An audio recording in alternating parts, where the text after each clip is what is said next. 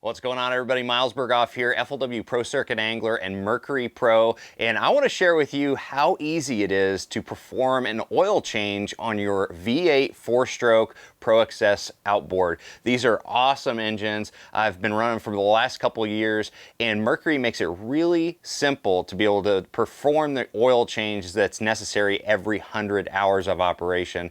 And what we've got here, we've got a FLW staff boat in here. I just pulled out the Z20 Nitro, and I just did the oil change just recently before the last Lake Chickamauga event, and now we're going to do it on this engine because it just hit 100 hours, and it's very, very simple. So the first thing that we want to do is have the right tools and parts to perform this oil change. And the first thing that we're going to have to look at is having the correct official Mercury parts, which include 10W30 4-stroke engine oil here.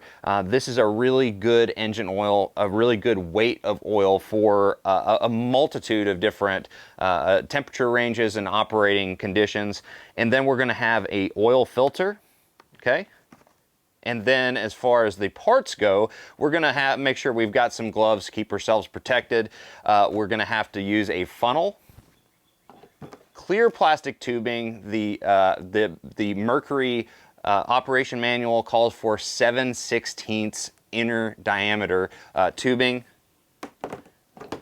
a oil filter wrench, and a very simple 5/8 inch wrench. That's it. Let's get started. All right, so the very first step is I'm going to remove the cowling off the engine there so we can access everything inside. Mercury makes it really easy. They got this hatch right here, just press down. Then you got this lever. It's probably the easiest cowling to take off.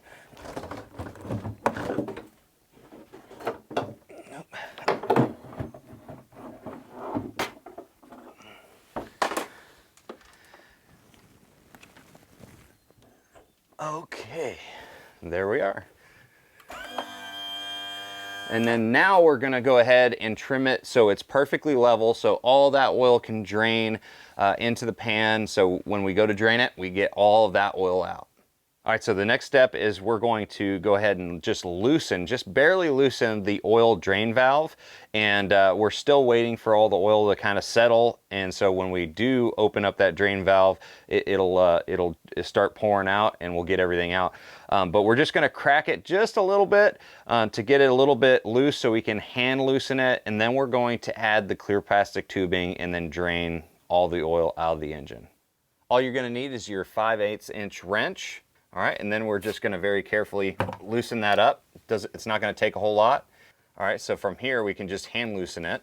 And before we do that, because we don't want all the oil to come out right now, we're gonna put the clear plastic tubing on so we can have a no mess drain here. All right, so now we've got the clear plastic tubing on there. That just helps us do this without any mess at all. That's one of the great things about these Mercury engines is they have this drain plug, really easy to access. And this is a very important step. Do not over loosen this valve. It's important not to over tighten it or over loosen it. The manual calls for no more than 2.5 turns to open this valve up. And so I'm gonna go ahead and loosen this up until the oil starts draining from it. Okay, and usually it doesn't take more than 2.5 turns. I'm gonna go ahead and do one more. But that right there should be enough to start draining. And of course, I forgot in the intro, but you're gonna need a oil pan that's sufficient enough to hold all the oil, which is about 6.7 quarts in this engine. All right, so now that we're waiting for all the old oil to drain out of the engine here, and we've got most of it already drained, now I'm gonna start tackling the oil filter. Again, Mercury makes it really, really simple to access the oil filter as well as to change it out without having any mess at all. See this little yellow plug right here? All right, so just remove this plug right here, set that aside. I'm just gonna go ahead and put it on the drain pan here. And we're gonna put the plastic tubing on it. My experience changing these oil filters, there's not a whole lot that drains out of this oil filter if you let it drain with the rest of the oil for a good 10 minutes or so. All right, so now that we have the drain hose attached, we're gonna go ahead and loosen the oil filter using the oil filter wrench. and just make sure it's on the correct way. So you're going counterclockwise with the filter. It should come off fairly easy. That right there, I can start loosening that up, hand loosen it. All right. Most of the oil should have been drained out of it. It looks like we're perfectly clean. Old oil filter, we're gonna just go ahead and put that right here on our drain pan. Let that drain out. We're going to be go ahead and throw that away after we drain everything out of it.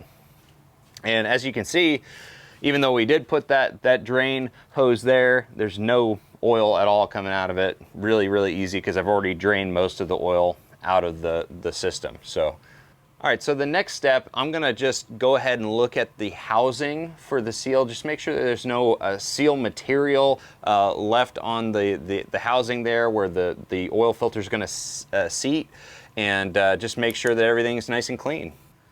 All right, so now we're just going to put on the new oil filter. Take it out of the box, and inside you're gonna find the oil filter, and then already installed on this one is the seal. And what's really, really super important anytime you're replacing a oil filter or fuel filter is putting a little bit of fresh oil on that seal to make sure that you got a perfect connection and a perfect seal on the housing for the oil filter. So we're just gonna go ahead and take some of the oil that we're going to be using for the oil replacement. Just get a little bit on your finger, and we're just gonna go ahead and slather that on there. Just get a little bit on there.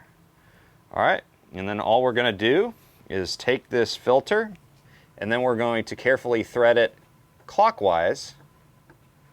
All right, so once we've hand tightened the oil filter to where the seal seats on the housing here, that's when we're going to tighten it an additional 3/4 to 1 turn. So what I like to do here is I like to kind of take note of where something on the sticker is, or the product number, whatever it is, to kind of denote where you started and figure out where you need to end. So right here I've got the edge of the sticker.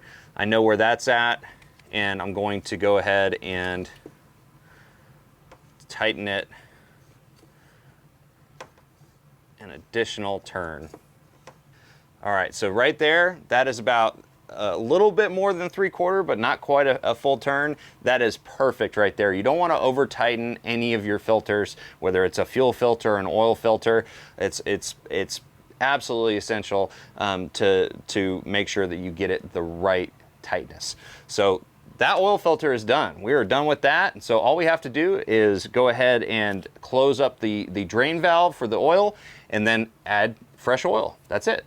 All right, so now it's time to add some oil. We'll put the funnel in there, and this engine calls for 6.6 liters. So when it comes to using 2 gallons of oil, we're going to be leaving a liter of oil in one of the cans here. So we're going to use all of one and then leave a liter in the next, and that should put us right at 6.6 liters. But we're going to also check the dipstick along the way. But the first one, we're just going to go ahead and put it in.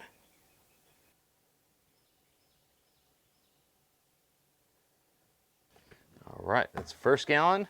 And the second gallon, we're going to be very, very careful. You don't want to overfill the oil in a 4-stroke engine. I'd rather it be in the middle of the dipstick than right at the very top of the operating range.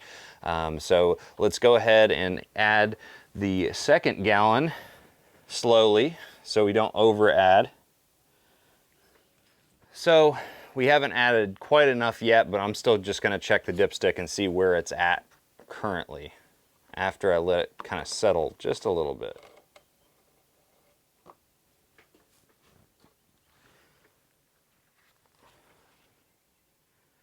And you can see if you hold it horizontal like this, these little yellow balls here, you can see the dripping off of those little yellow indicators, we've got it right below the middle line. So we're gonna add a little bit more, but we're getting there. We're really close.